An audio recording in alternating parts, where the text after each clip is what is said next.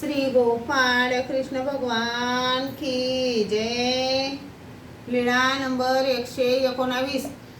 पंचगंगा नामकरण। एके दिवशी सर्वज्ञांना सकाळचा पूजा अवसर झाला। मग सर्वज्ञ 5 देवडीकडे फिरायला गेले।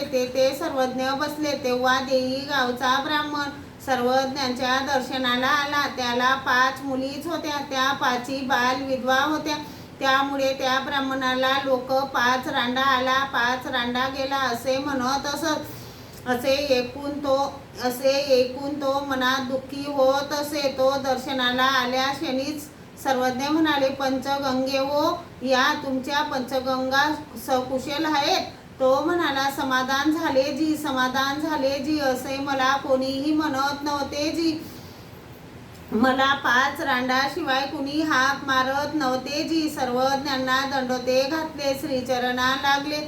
थोडा वेळ सर्वज्ञांजवळ बसले, मग गेले। श्री गोपाळ कृष्ण भगवान की जय।